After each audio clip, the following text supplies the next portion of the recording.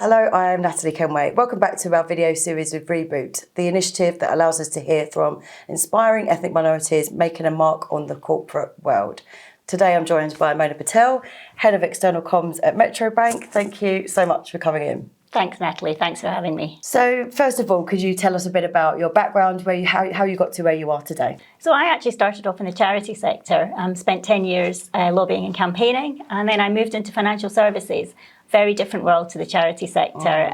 Charity sector is much more diverse. Financial services, I started out in investment management, so very male and very white. And as a young Asian woman, it was quite challenging. But I had great supporters. My boss was absolutely fantastic. The organisation I was with itself was very diverse, and so I think that helped. It wasn't always easy, and it was hard to understand when I was being challenged if it was because I was young, because I was a woman, or because I was an Asian. Maybe it was a couple of those things, maybe all three, who knows. But I think if you're confident and self-assured and you kind of believe in what you're doing, I think you can get by. It's not always easy to be like that, but I think you've got to have confidence and faith in yourself, and that really helps a lot. What would you say is some of the barriers to progression that ethnic minorities face in this industry? And perhaps you could talk about some of the challenges that you've overcome yourself. It's quite a difficult question to answer, I think, because if we all knew what the barriers were, then we could find the solutions really easily.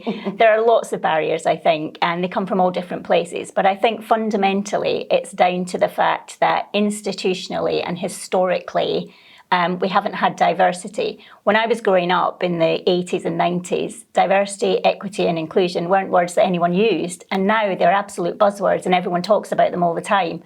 So we've come from a place where traditionally things like investment management were very white and very male dominated. They still are, but things are getting better. So there are barriers there. I think there are also barriers sometimes to people thinking that they can progress. And there's an old saying that says, if you can't see it, you can't be it. And if you're a young person today from an ethnic minority starting out in financial services, you don't necessarily have great role models. So you can't see people who look like you. So you don't necessarily aspire, or you think there's a glass ceiling. So you really need good role models. That's one thing. But you also need to have a belief in yourself.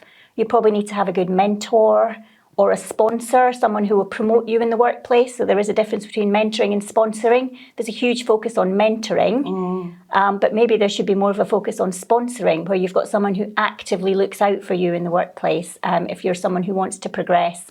I think there are barriers around knowledge, awareness. People don't understand what unconscious bias is necessarily. I think if you don't understand it, you can't overcome it. People don't realise that they have unconscious biases. I mean, I have unconscious biases, so do you, we all do. But if we understand them, we can work towards addressing them. And I think so there's a lack of awareness, education and understanding for a lot of these things. And then I think we need to put in place training to help people who want to aspire. There's lots of training available for everybody, but some people may lack training in confidence. They may lack training in the belief that they can progress. And I think we can do more to help people foster that self-belief in themselves, but also look at the pipeline, look at the training that's required. So lots of problems, but also lots of potential solutions. Some really interesting points there, thank you. And you've given us an idea of what perhaps companies can be looking at to address these issues. What would you say to an individual that's entering this industry that wants to push ahead? What would your top tips be? I think I'd say find your champions, find your sponsors, find people who have your best interest at heart.